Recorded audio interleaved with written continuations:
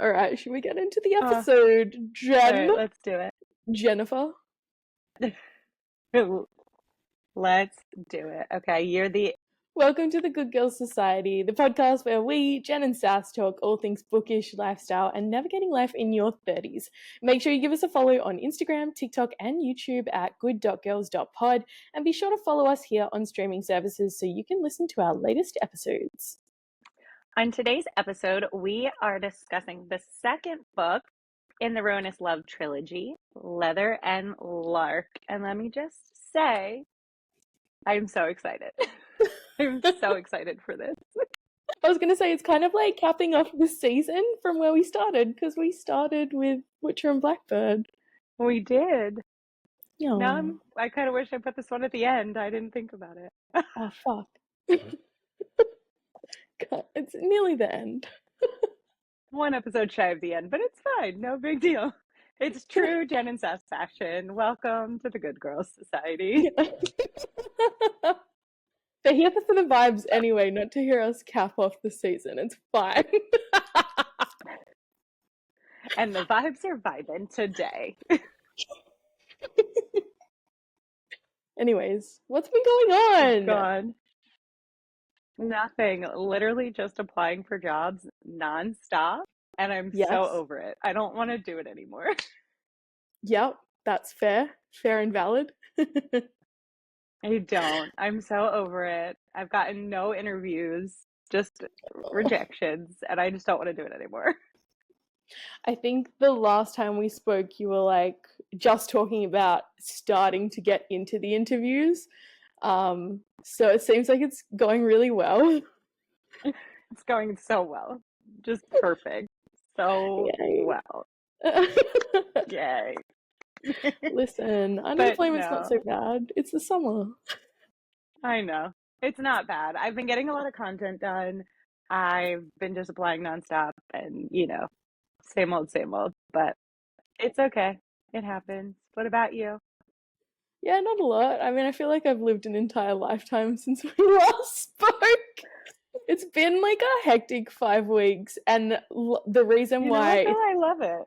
Yeah, the reason why the podcast got pushed out a week, guys, it's definitely my bad. I had a sinus infection last week, so I started some topical skincare that my doctor prescribed to me.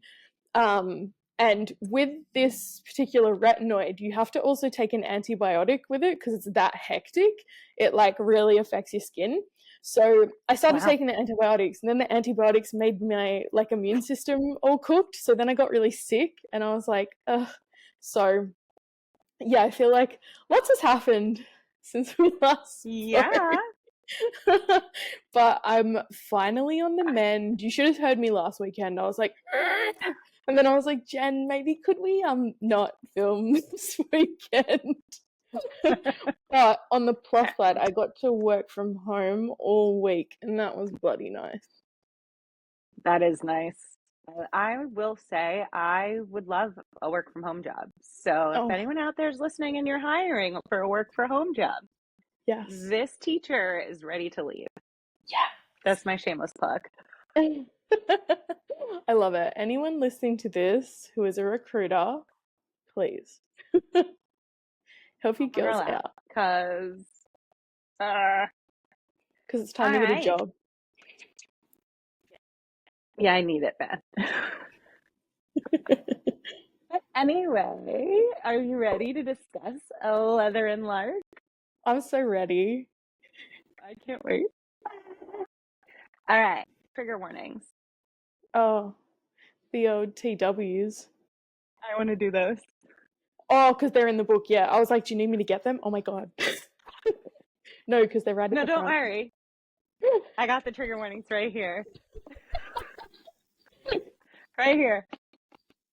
Guys, if you're not watching Jen right now, she's lifting the book up. She's doing her dorky little I'm just real excited, okay? Let's get started with the triggers, shall we? And I find it very important to read the whole paragraph in the beginning as well. So, as much as Leather and Lark is a dark romantic comedy and will hopefully make you laugh through the madness. It is still dark. Please read responsibly. If you have any questions about this list, please don't hesitate to contact me at brynneweaverbooks.com or one of my social media platforms. I am most active on Instagram and TikTok, and I can vouch for that because she is amazing on both social media platforms. And now, the trigger warnings. Eyeballs, but not eye sockets, so you're welcome. Teeth and tooth byproducts. Brand pizza and beer. Also smoothies. Still not sorry. Love her. Snow globes. Cannibalism? Welcome to a debate you never thought you'd have. Numerous weapons and sharp objects, including darts, scissors, guns, saws, knives, grinders, an edger, and a little implement called an inoculation spoon for fingers. You might have new thoughts about crafting with epoxy resin.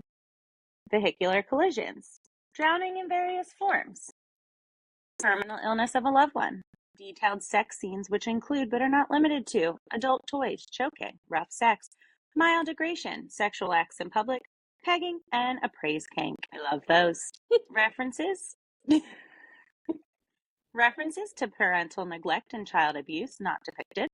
References to child sexual assault not depicted. Religious references and trauma. Don't we all have that? Explicit and colorful. That was my little quirk. Sorry. I wasn't in the trigger warning, that little comment at the end. Explicit and colorful language, including lots of blasphemy. Don't say I didn't warn you. An injured dog. Cause of injury not depicted. And he's okay. I promise. There's lots of death. It's a book about a contract killer, and a serial killer falling in love. So I feel like that's probably a given. And then, because I also love dedications, I felt this was important. For those of you who came here after the B&B ice cream and just read the L&L triggers and thought, she's not really serious about the pizza, right? This one's for you.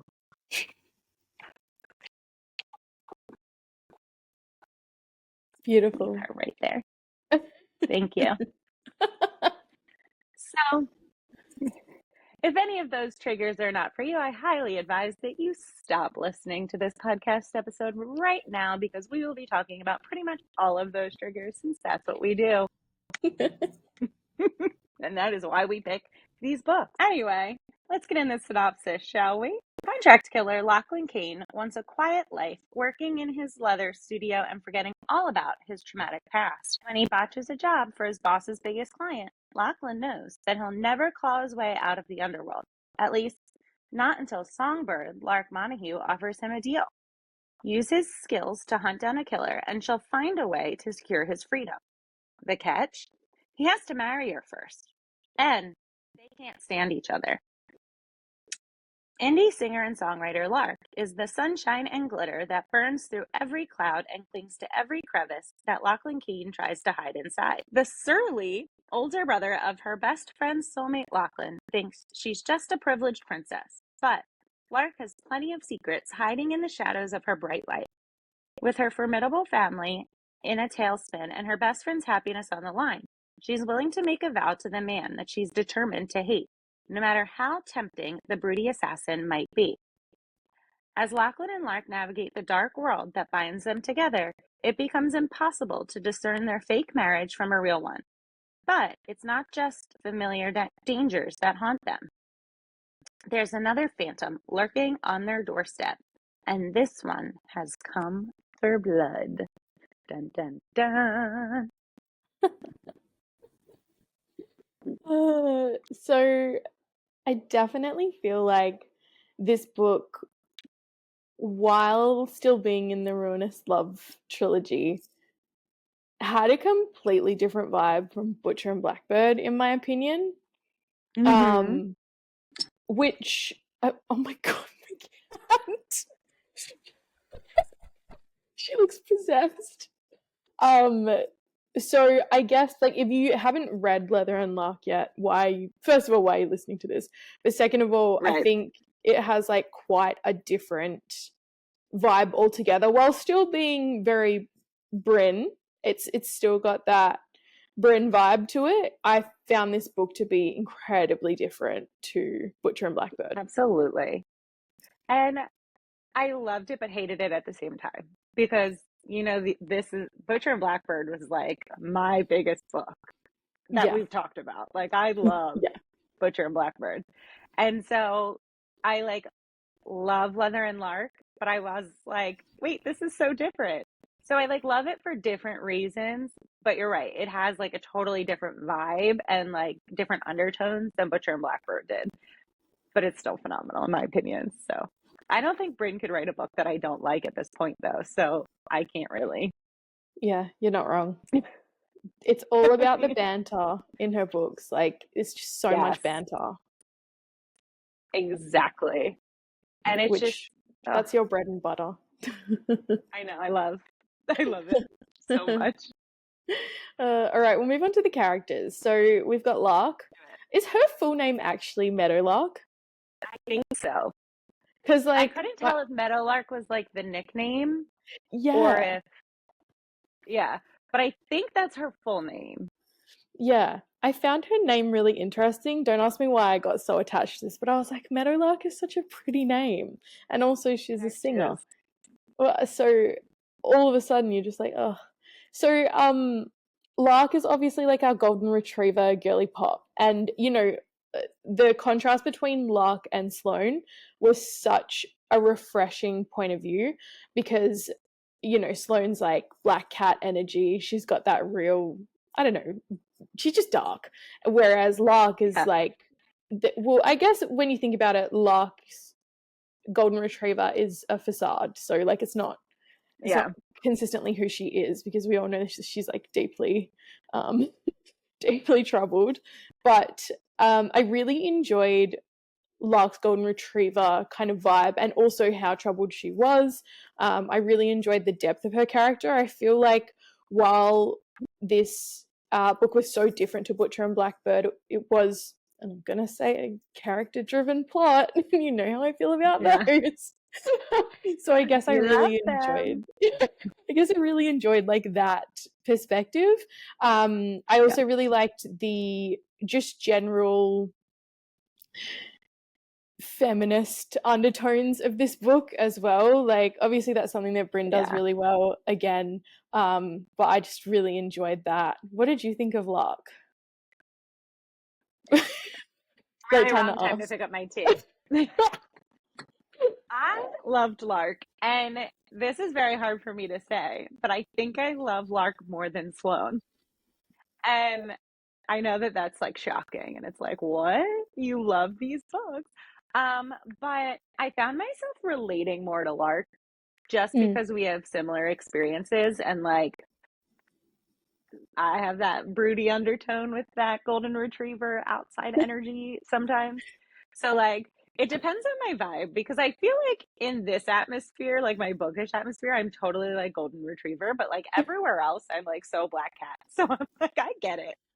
I get it, girly pop. Like I get that outside cheery exterior with your inside gloomy, like traumatized black catness. So I like just felt like I related a lot more towards her than I did with Sloane.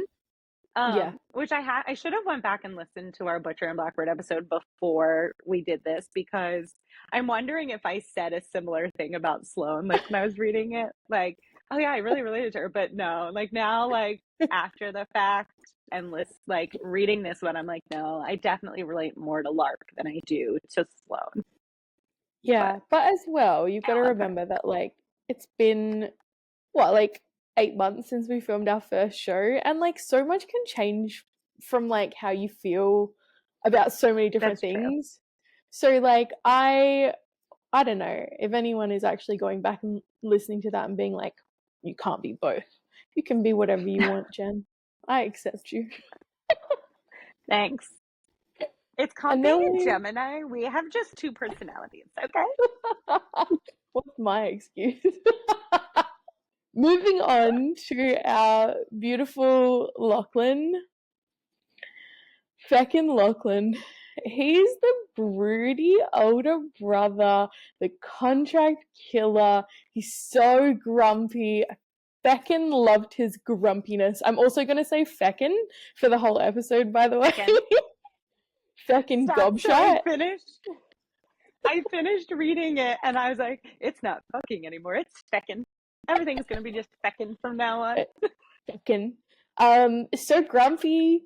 Also, like, little side note, he can't see without his glasses. Like, why is that so cute? It's so cute. I don't know, but I love it. Glasses on, I love you. I also put something here that, like, I think that his love language is acts of service because he just did so many things that were just like so sweet. And calling her As Duchess. somebody who receives love through acts of service, I was like, You were yeah, I love Sweeney. you too. That's my man, and I'ma stick by him. So I don't know if I loved Lachlan. Like at the start, I was kind of like, this guy's a bit white bread for me. Like at first, I was kind of like, I'm not really understanding. But then he started doing things for Lark, and I was like,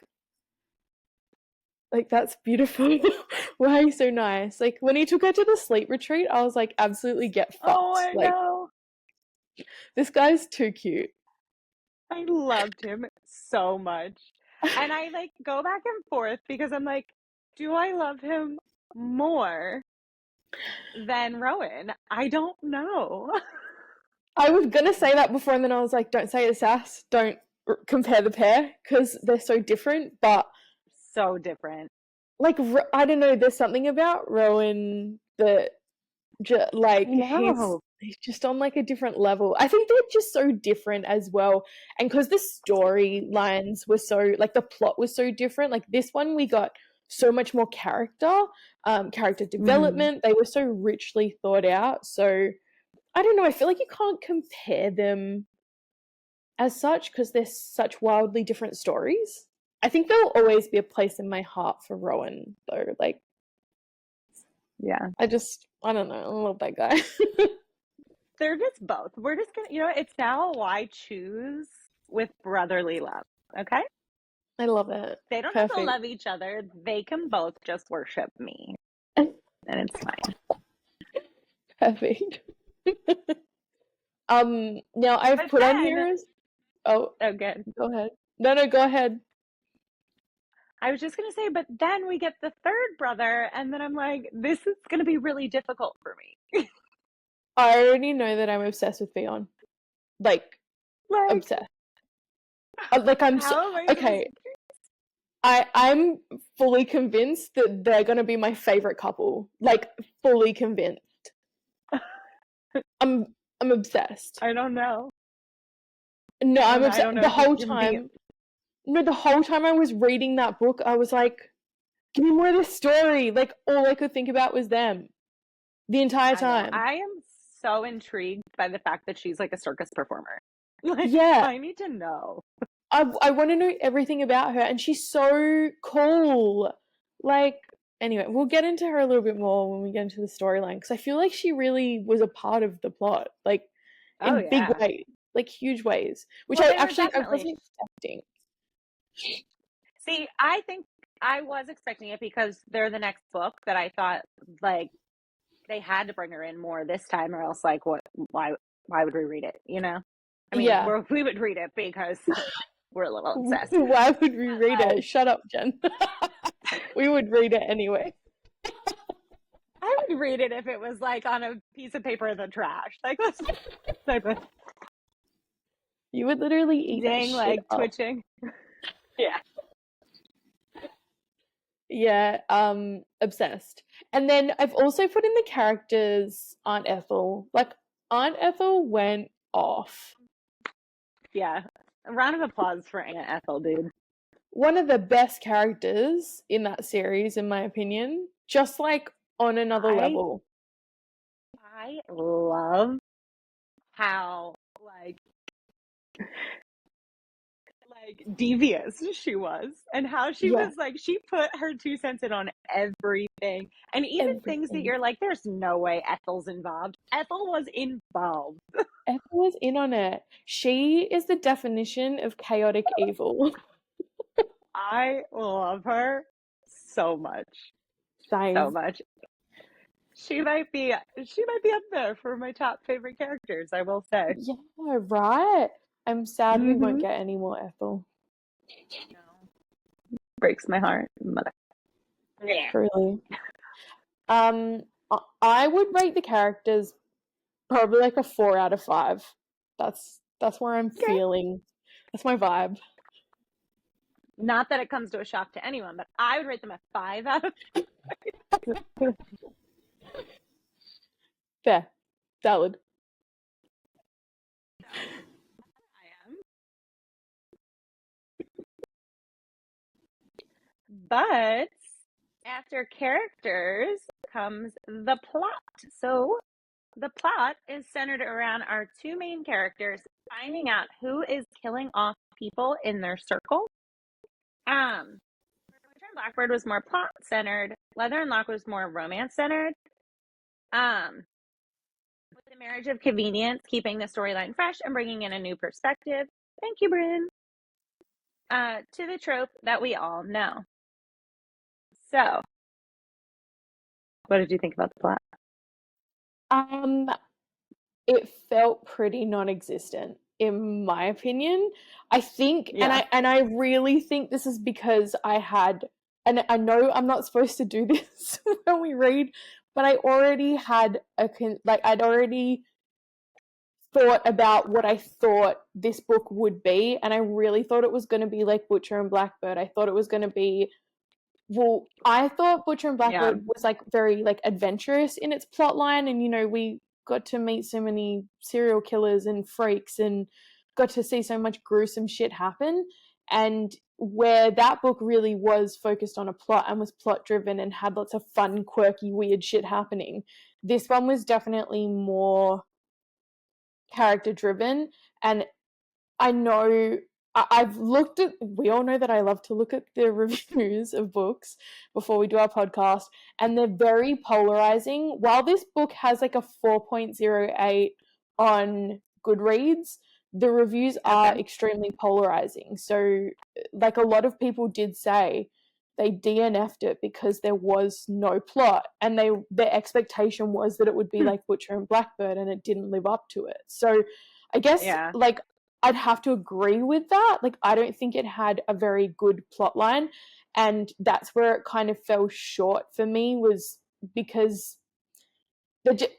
I think it's just because I wanted more of that gruesome, adventurous, fun Butcher and Blackbird vibe, and I didn't get it. But if I didn't have Butcher and Blackbird to like piggyback off of, maybe I would have really enjoyed this a lot more. Yeah. I don't know. And I think too, it's important to remember that like the brothers are so different, so the storyline has to be so different. Like the reason Butcher and Blackbird was so like plot driven was because they had a plot. Do you know what I mean? Like, not that this didn't have a plot, but like they had a reasoning. They were going after these serial killers. They were fighting to see who was the better like serial killer. And then this one was more homebound, which I think is what made that less of a plot in a sense. Because the characters are so different. It was more about getting to know Lark deeply and making sure that it was like, I don't know how to put it. It was more about the characters, like getting to know her and figuring out this like family situation that they're both thrusted in without even like knowing that they were going to be thrusted in it. Thanks, Ethel. But like, I think that is the big difference, is that like this was more of like a let's figure this out together, but we have to learn each other to figure it out. Where the other one was like, yeah, let's learn each other while we go and murder all these different serial killers and figure it out. I was a little disappointed because it was only like casually mentioned that Lachlan was the one that found all those serial killers for them. Like, I do wish that was put in there a little bit more, where like maybe they did it together, like Lark helped him find it at one point just to give it more, because I felt like it was a lot of like Lachlan getting to know Lark. more so than like Lark getting to know Lachlan, even though she did, but it was more like, how can I figure her out? So that's kind of where I am with that. Yeah. Like if we think about it as a singular book, if we thought about it as a standalone, if we didn't know anything about Butcher and Blackbird, I think it is a really nice book. And I think, like I was saying before, it really is, it's got that like touch of feminism. It really focuses on Lark being loved and cherished, which is like really nice. Like it was while it is obviously a bit of a gruesome book, it was still very beautiful in how the characters sort of came together and how they learned to love each other. And I am a big fan of a marriage of convenience. Like I love that plot line. It's a good one for me. So I did enjoy that aspect of it. And I feel like Brynne really put a spin on marriage of convenience. Like she didn't make it like your normal, like, oh, we'll just get together. Like it was like, we stay together or someone's going to fucking die. Which was like it was a great, character driven plot line, I think. So like we can look at it two ways, can't we? Like we can say this was shit in comparison to Butcher and Blackbird because it didn't have the exact same vibe, or we can look at it for what it is, which it's a good book. It was a good book. Yeah. There's no denying that. It was a great book. Listen, however, I am going to rate the plot like 2.75. That's okay. That's okay. I'm going to rate it a 4 because there isn't really as much of a plot there, but I can't give anything lower than a 4 because I just love the book so much. So, But no, I agree. I think that it's definitely a book that you have to look at on its own. You can't judge it by Butcher and Blackbird because they are so vastly different, even though they're in the same sphere. And I think it's going to be the same thing for the next book too. I think that the couples are so different. So you can't have a book that is so similar because they're 3 very, very different men. I mean, look at Fionn. He's a doctor, So while I'm sure there's going to be serial killer aspects to it and things like that, like Fionn's not going to be going out and murdering serial killers or be a contract killer and kill people for other ones, So it's like just 3 very different people that if you judge them based on each other, then it's not going to work out. I mean, you can't judge a person based on a different person. So I just feel like I agree with what you said, where it's you can say it's crap because it's not Butcher and Blackbird, but it's so beautiful in what it is and its own separate entity. So I agree. That's why I give it a 4. I like it. All right. On to the important stuff. The spice. So correct me if I'm wrong, but I'm pretty sure on page spice we get 3 scenes. Some of it's implied because we've got. Well, I'm kind of lumping together the vibrator scene with the sex that kind of happens in that. I'm kind of lumping them together, and then we had some more spice, but it was kind of like. It was more implied, but it was still spicy. Like it was like I fucked her in the bathroom and kind of like an afterthought. And then we got the epilogue. Yeah. Now, I have to say, so much of the trigger warnings had me so excited. Like I was like, pegging? Hell yeah, like bring it on. Listen, I don't want to peg anyone. That's not my thing. But I wouldn't mind reading about it. Like, reading about pegging is fun. And I was really expecting like a lot more from that trigger warning section. Like obviously a trigger warning is going to include a trigger for any single thing that happens in the book, but I just didn't think it would be the epilogue where we got so much of that goodness. That's true, yeah. But I also think it was so perfect for the story that it was the epilogue because it's like the whole book is like leading up to it and then you get this epilogue and you're like, finally. And I have to say as well, I don't know if it's just because I've been reading some really disgusting, dirty books lately, but it was really refreshing to not have sex until like 70% of the way through the book. Like, I actually enjoyed how much tension, how much banter we got. like I thought the spice was perfect, and I feel like it was the same with Butcher and Blackbird. Yeah. Like we didn't get that spice till Oh yeah. Towards the end of the book, and it just the build up, the tension, it was sexy. And you know what I loved, and I have to talk about it, and I guess this is the best place to talk about it, is when she's in the car and turns the car on and his like dirty audiobook starts playing and she's loving it. That's like Because my ultimate I dream. wasn't expecting it. Yeah. Listening to it because I have the books, but I also was like listening to the audiobook at the same time.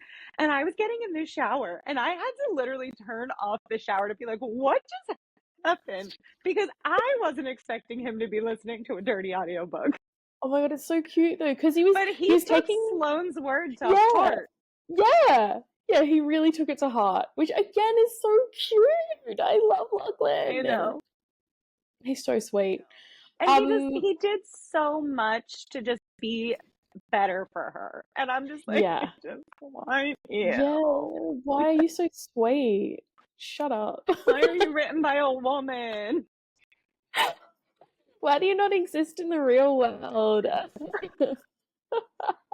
No, I love that.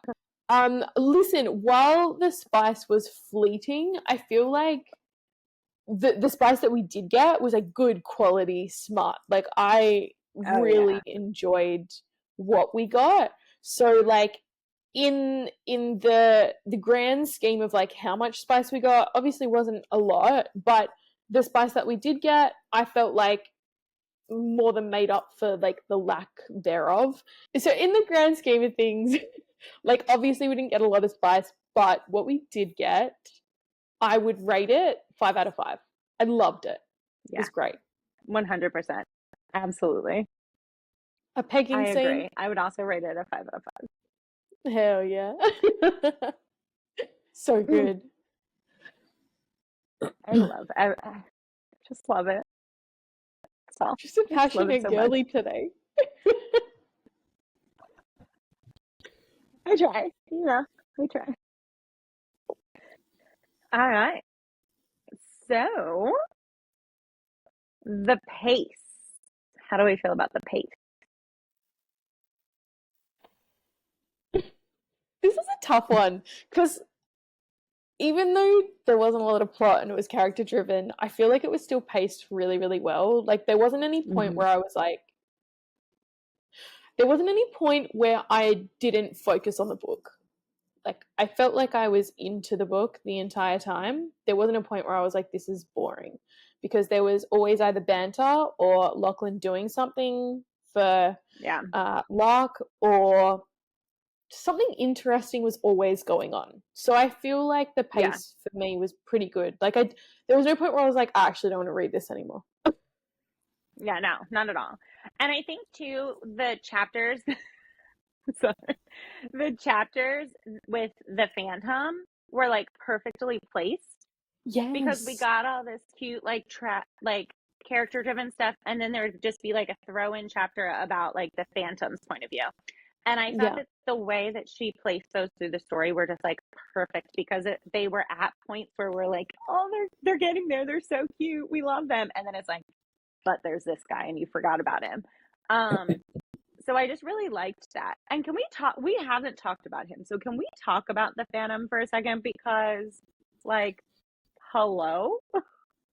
Yeah. I felt like he was very controversial as a character. Oh, 100%. But I loved it, because I'm like, you're pretending to be this like religious freak over here and you're killing people, but you're killing, you want to kill people who kill the bad people. So where do you not see how you're just like them? Like the self-righteousness, it was insane. It was insane. I don't know how to like I don't know how to talk about this without offending people, but I just thought it was really interesting that religion was used in this way. Yeah. And I'm surprised that more people aren't upset about it. if I'm being really honest. Like, I don't want to be like, why aren't people upset about it? But like, as someone who like doesn't really come from a religious background, and in Australia, religion's not really that big in comparison to like Yeah. America, I'm quite surprised that no one's really talking about that. I feel like there were so many points where So go ahead. I just feel like there were so many points where he used like very religious speech, and it was deeply uncomfortable for me. As someone who's not religious and who Yeah. was brought up by an atheist, I found him to be one of the most uncomfortable characters I've ever read. I found him like it felt like spiders were crawling on my skin every time I was like Yeah. at Now, his see, chat. I have met Yeah. people like him. Oh, So I think it didn't give me as much of like a visceral reaction as it did for you, because there are a lot of Christians like him. And I don't care if I offend people. I really don't. Like at this point, because of I grew up Irish Catholic. I got yeah, trauma upon yeah, religious trauma upon religious trauma. And so yes, being born Irish Catholic, we do have a little bit of like, animosity towards Protestants. But I feel like he is like the perfect example of like what a cult leader would end up being. Do you know what I mean? yeah, Like yeah, and there are so many people that use religion to justify their actions, just like he did. yeah, And while they yeah, may not be as extreme as him, like there are people that will sit there and they will like, you'll just say hello and they'll spout Bible references at you and you're like, oh gee, thanks. Like, I just wanted to say hi to you. Like, I was just being polite. And so like I feel like I have met people like him and they're annoying shit. I don't care. Like, and so like while they might not go and murder for God, they're out there doing very similar things where they're judging people based on like things that aren't even really in the Bible. Like, let's talk. I don't need to go off on a whole tyrant, but like prime example are like all those Christians that say like gay people are horrible, because you have like who are you to judge somebody based on who they love when the Bible says love thy neighbor? Like, yeah, and here this guy is like murdering people and cleansing the world of evil, but like who are you to judge, because they're over there killing bad people. Like yeah, Lark's killing people who are sexual predators towards children. Like Sloane and Rowan are over there killing people who are like serial killers, killing people just for sport. Like they have a reason for doing what they're doing, and they're actually getting rid of evil in the world. You're just using your religious like piety to say you are, but you don't know what's really going on because you're just judging people based on your your Bible beliefs. You're not judging people yeah, on who they are as people. And that's yeah. where I get like very angry because I'm like, who the hell do you think you are? Have you even read your Bible? Have you read your Bible? And I, honest to God, like would love to sit and read a full Bible and go all footloose on people. Like that is one of my dreams one day, is to literally sit there and when someone spouts some religious nonsense or bullshit to me, be like, actually, in this chapter on this page, it says this. Like, I will go all footloose on you. I have no problem with it. I don't. And that is on religious trauma, friends. I feel like though he evoked the right kind of response, right? Like Yeah. his character definitely evoked a lot of weird feelings, I think, for a lot of people, Mm-hmm. which made him a really good villain. Although I Mm-hmm. will say, I wish it was a bit more secretive. I wish there was like, I feel like I saw what he was doing from a mile away. Like even the first, Yeah. like the first time he's introduced, I was like, okay. I liked that though, because Mm, I felt like an insider. Like I knew something these characters didn't know.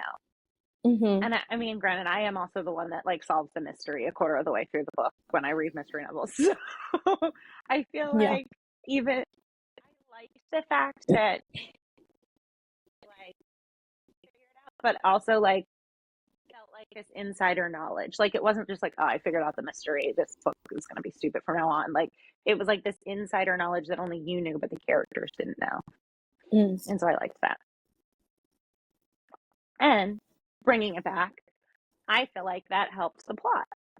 Yeah. So yeah, for and it helped the pace. That's what I meant, the pace, not the plot. But for me, I'm going to rate the pace a 5 out of 5. Yeah, I'm going to go a 4 out of 5 for pace. I will say I really enjoyed it. There was nothing wrong with it. I'm giving it a 4. Pace. Hey, you got to rate it what you got to rate it, right? I would say, like, as an overall rating, I think I'd give this one probably a 4, whereas I'm pretty sure I gave Butcher and Blackbird a 5 out of 5 stars. Yeah. I just think that I think it's really unfortunate because it really is like a follow-up from Butcher and Blackbird, and unfortunately I'm not going to not take Butcher and Blackbird on as part of this review, because you can't have a book that strong, that good, that amazing, that kind of plot, that adventure that I love, like running around the country, being absolutely fucking insane, and then follow it up with something that was so, like you said, homebound, a little bit slower, a lot more romantic. It's just not what I was expecting. So I think, unfortunately, I am going to keep it in this part of the review as my rating, because I just think, that's just how I feel. But it's not a bad book. I still feel like 4 stars is a great review. Oh, yeah, absolutely. Yeah, so that's how I feel. You know what? And that's valid. I think it's perfect. I'm going to rate it a 5 out of 5, though, however, because I loved it. I do agree, like we talked about it, obviously, with the differences between Butcher and Blackbird and Leather and Lark. And for me, like I said, they're so different in who they are as brothers that, like, I have to completely, in my mind, separate it from Butcher and Blackbird. So I'm taking that part out of my review. But I loved it. I loved the banter. I loved who Lachlan was and who he became for Lark. I loved Lark. Like, I loved every bit of it. So it's a 5 out of 5 for me. Slaying. Yeah. And I'm super excited for the next one, which we will obviously talk about on the podcast, because we can't talk about the first 2 and not the third. Like, it's just impossible. So it has to happen. That'll be a thing. Anyway, that is it for this week's podcast. We will see you in a fortnight. Again, make sure you follow all of our socials at good.girls.pod, and keep up for our book club in time for 2 weeks from now, when we read our next book, Slaying the Shifter Prince. And make sure that if you are reading it with us, that you let us know, comment on our posts. We love to chat. So we will happily chat with you in the comments, in DMs, things like that. And yeah, thanks for listening to our episode about Leather and Lark. Bye, guys. See ya.